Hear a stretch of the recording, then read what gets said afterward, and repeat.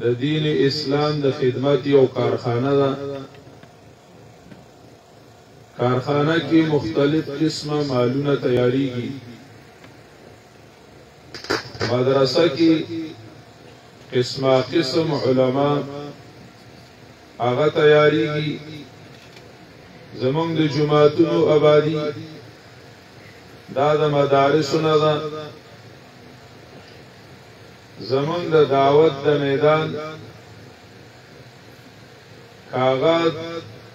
د دعوت او د تبلیغ میدان دی او کاغذ د سټیج میدان دی د علماء کرامو. د هغې دپاره رجال تیارول دا د مدرسې کار دی او د جهاد د میدان دپاره رجال تیارول دام د مدرسې کار دی. مدرسه چې دا نو دا ام الخیرات ده. دا د خیراتونو د نیکو مور ده. ټول نیکۍ چې دي او د دین د خدمت میدانونه چې دي نو دا د مدرسې نه ژوندي کیږي. د مدرسې نه ژوندي کیږي. ویسا شیخ صاحب رحمه الله تعالی هغه به فرمایل چې د محتمم لپاره دا یونی کی ډیره اهمه ده چې الله یې قبول کړي چې هغه د دین اسلام د خدمت یو اداره قائم کړې ده او پاره کې مختلف علما هم پکار شوي او دا غینه مختلف خلق فیض اسلام او فیض د قران کریم هغه هم حاصلې. مونږ او تاسو چې کوم ذله کیو زنه ذله او زنه علاقی خلق العلماء ورکی او زنه علاقی مدارس ورکی باجوړ یلیق بأن يسمى بمدینة المدارس. لایق ده شدید دی مدینة المدارس ویل شي. د مدارسو خار دی قدم په قدم د الله تعالی په فضل او کرم د دین مدارس دي. داغه اثر دادي چې کوم علاقو کې مدارس نوي نو په هغه علاقو کې علما کم وي او چې په کوم علاقو کې مدارس زیات شي نو پاری کې علما زیات شي. علما چې دا رهبران دي دا زمونږ او استادو لپاره بل شمی او بل ډیویری هغه مونږ او تاسو تلار خي لکه څنګه چې په یو علاقه کې سکولونه نوي په هغه علاقه کې د دنیا تعلیمي یافته خلک کم وي. دغه کم خلک داسې وي چې هغه بل خار ته مسافری وکړي او هغه یالته لسم دولسم دیارلسم څوارلسم سبق وي. اکثر خلک غریبانانی هغه دنیاوی تعلیم له هم سفر نشي کولای.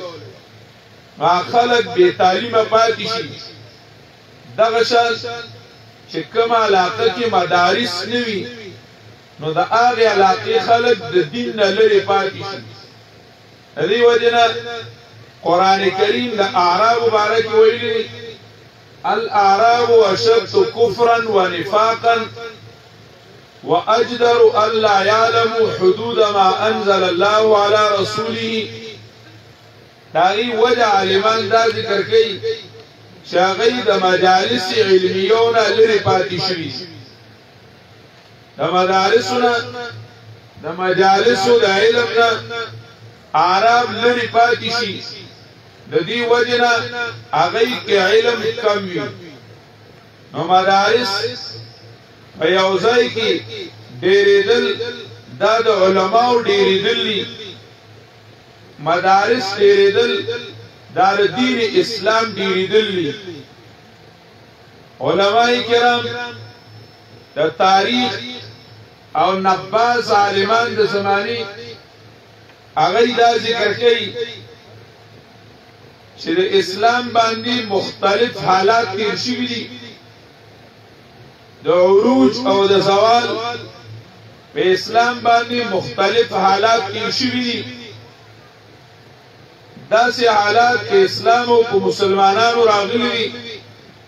چې چا داس خیال نه کېدو او تصور نه کېدو چې اسلام به ژوندی پاتې شي او اسلام نوم اغوستونکي به بیا هم پیدا شي والله تعالی اسلام نه ضایع کړی بیا دواری په بغداد دورونه تیر شوي دي دارنګې په ترکو باندې دورونه تیر شوي دي په هسپانیه باندې غرناطه باندې او په اندلس باندې ادوار تیر شوي دي تاریخ عالمان ذکر کوي هسپانیه ته اندلس ته نن لاړ شه هلته د اذان کولو څوک نشته دی هلته د جمع منځونه هغه نه میلاویږي چې د جمع منځي مسجد نه میلاویږي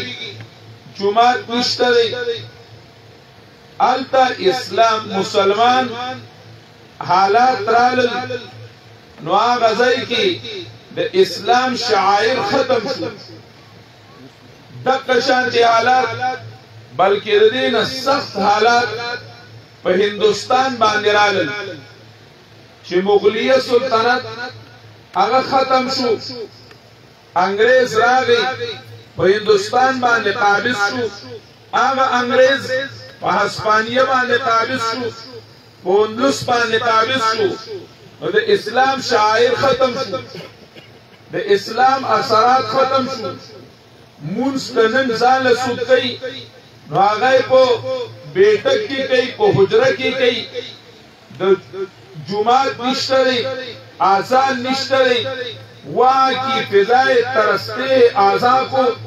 داغي فضا چې کومه ده هغه آزان پسې دړلېږي او د هندستان باندې داغي نه سخت حالات رالل د خپلو نه رالل د پردو نه رالل هندوستانیانو باندې انګريز قابض شو یو طرف ته هندوانو بل طرف ته انګريزيانو خو اسلام په عروج کې دی د اسلام فرق نه راغلی اسلام په ترقای باندې دی د اسلام د لپاره د اسلام د سلطنت لپاره اک شانتي خدمات کیږي او نورم اسلام په ترقای باندې راځي که دنیا ته د اسلام خدام مهیا کوي ناغه نن هندستان مهیا کوي کار ځای کې دینی خدمت والا عالمان ملاویږي ناغه د هندستان عالمان وي هغه پاکستان وي د هندستان وي هغه دنیا ته خادمان د اسلام ورکوي وجه صدا یو ځای شاعر ختميږي او بل ځای ټول دنیا لا خادمان ورکوي ټول دنیا ته داعیان ورکوي ټول دنیا له علما ورکوي کنن په امریکا کې ګوري په پای کې د پاکستان او د هندستان عالم خدمت کوي که په فرانس کې ګوري په پای کې د پاکستان او د هندستان عالم خدمت کوي که افریقا کې ګوري نو د هندستان عالم خدمت کوي وجه صدا هغه وی وجه دا ده چې کله په اسپانیه کې او په اندلس کې په اسلام حالات رالل الته مدارس نو چې اسلام ژوندې پاتې کړي او چې کله په هندستان باندې حالات رالل په هندستان حالات رالل نو عالمانو سوچ وکړو چې اسلام د سلطنت د سټیج نه ارتاو شو او حاکمانو بادشاہانو اسلام سره غداری وکړه او اسلامي د بادشاہانو لري کو خو زمونږ مهنت بداوي چې د مسلمانانو د مزغونه د مسلمانانو د فکر نه د مسلمانانو د سوچ نه د اسلام بادشاہي لري نه کړی شي او اسلام د مسلمانانو په مزغو کې ژوندې وي په دماغو کې ژوندې وي په فکر کې ژوندې وي یعنی مسلمانانو حکومتی شکست عسکری شکست هغه وموندو خو چې مسلمانان د فکر شکست او د سوچ شکست ونمومي د هغې دپاره څه محنت پکار دی عالمانو د هغې دپاره سوچ وکړو محنت یې وکړو او چې دا به کېږي په مدارسو باندې دا به کېږي په مدارسو باندې نو هغې په هندوستان کې د مدارسو بنیاد کېښود د هغه مدارسو برکت دی د هغه مدارسو په توسط باندې د هغه مدارسو په محنت باندې کنن د دعوت محنت دی نو په مدارسو ژوندې دی که د جهاد محنت دی په مدارسو باندې ژوندې دی که جماعتونه آباد دي په مدارسو باندې آباد دي که زما استاد د سیاست په میدان کې د اسلام اواز لګي دا به د مدارسو په وجه باندې لګي که زما استاد په غم او په ښادۍ کې د اسلام اواز لګي نو د مدارسو په خدمت باندې لګي زما استاد کې کو روح دی او حیات دی او مذهبي ژوند دی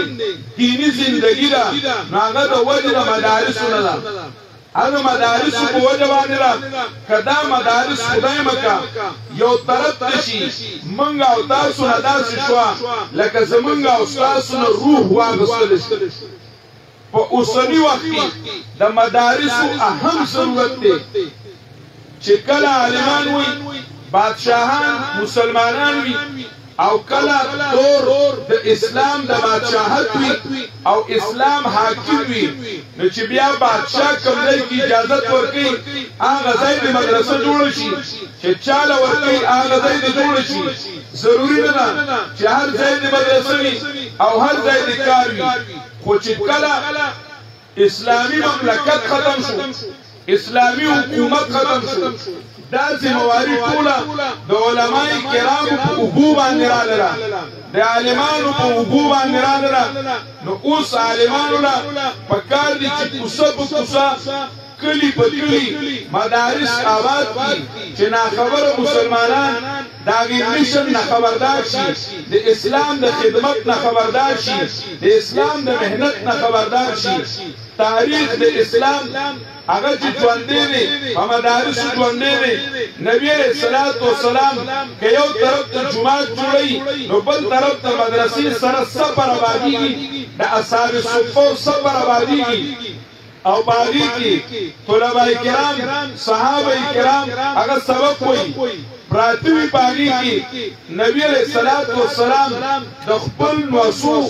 سرسایه د خپل نواسو عقیقه کوله او باغی کې ویښتو خورول سپینو سره وتړل وی دا چاله ورکړو دا چې کوم سپین تللی شوي د ویښتو سره دا چاله ورکړو نبي علیه الصلاة والسلام د دې مصرف د اصحاب صفو د طلباء کرامو نه بل ښه نشته دی نبی علیه الصلاة والسلام خپل خیرات و صدقات هغه اصحاب صفو لري نغی منتظم د نبی علیه الصلاة والسلام د ترزیه جعفر رضی الله تعالی عنہ هغه ته به ام المساکین ویل ام المساکین هغه به هغې ته د ډوډۍ بندوبست کړو طالبان به په زور باندې ورتلل چې کله به نه وسو هغه کله به ورته وایي موږ له ډوډۍ بندوبست وکړه کله کله مې ورته مشک رابار کو د ګبین ګوډې مې ورته رابار کو وایي نور څه شي نشته دا ځان له سټئ دا ځان له سټئ د هغې خدمت د طلباو خدمت د دین خدمت و د مدارسو خدمت دا د دین رفعت او بلندي ده مدارسو سره محبت دا د دین سره محبت رفعت او بلندي ده او لکه څنګه چې موږ او تاسو ګورو چې بازار کې نیم بازار هغه زموږ میډیکل سٹور میډیکل سنټر اسپتال وي چې ګورو موږ او تاسو دا زموږ د بدن شفاخانې دي بدن شفاخانی دی لکه څنګه چې زمونږ بدن ته د شفاخانو ضرورت دی د هسپتالونو ضرورت دی دغه شان چې زمونږ روح ته د شفاخانو ضرورت دی د هسپتالونو ضرورت دی د روح شفاخانی هغه د قرآن مراکز دي د روح شفاخانی هغه د قرآن کریم مدارس دي چې قرآن کریم بیانېږي زمونږ روح په مترقۍ باندې وي توحید بیانېږي زمونږ روح په مترقۍ باندې وي که دا نه وي نو بیا موږ یو عام ځناور یو د هغې دپاره موږ بندوبستونه کوو دا مدارس زمونږ نیمه زندګي ده بلکې اصل زندګي ده ځکه انسان اصل عبارت هغه روح نه دی موږ او تاسو نن د بدن شفاخانو ته د بدن سکولونو ته ډېره توجه ورکړې ده ډېره زیاته توجه کالجونه سکولونه کوڅه په کوڅه زیاتېږي چا دا ونه ویل چې یاره پلانکي ځای کې سکول شته بل سکول ته څه حاجت دی خو که چېرته کې مدرسه زیاتېږي وایي هغه ځای مدرسه وه بلې ته څه ضرورت و بلې ته څه ضرورت و بلکې د اهل علمو نه به دا خبره واوري دا ډېره افسوس خبره ده د مدارسو زیاتېدل دا خو د دین ترقي ده دا د دین رفعت دی او د دین بلندي ده هر یو لا د مدرسې سره محبت لرل پکار دي اسپتال زیاتېږي چا دا ونه وي چې زوړ اسپتال و د ښار نوي اسپتال ته څه ضرورت و سرکاري اسپتال و نو میډیکل سنټر ته څه ضرورت و چې پرایویټ جوړېږي ډاکټران یو وو نو بل ته څه ضرورت و د بدن لپاره موږ چېرته اعتراض وارد نه کړو سکولونه په یو کلي کې 510 هغه چې کوم ځای وي که مدارس په کلي په سر یو ورسېده هم ډېره ښه د کلی په سر مدارس چېرته دي او چې کلی کې مدرسه سیوا شوه دا د روح شفاخانه سیوا شوه دې طرف ته توجه پکار ده خپل اولاد هغه مدرسې طرف ته لګول پکار دي او مدارسو سره مدد او تعاون دا د عوامو ذمه داري ده پخوا به حکومتونو کول اوس حکومتونه دې طرف ته توجه نه کوي هغې سکول طرف ته توجه ده بدن طرف ته توجه ده خدایا تن پرستیا مشب اندر دیار امام دا ټوله چې کمنو د بدن غلامی شروع ده روح د خلقو نه لرې پاتې شوی دی روحي مردن به فضل څو ایجاب بوده چې خوشبو دی د خلقو توجه د الله تعالی دین طرف ته او روح طرف ته نشته دی ورونو دا مدارس دا په عالمي سطح د دین د رفعت او د بلندۍ ذریعه ده او زمونږ په شخصي طور باندې زمونږ د روح اصلاح ده شفاخانه ده مشایخ کرام ناست دي کومو خبرې خورې شوي دي ادبي معافي غواړو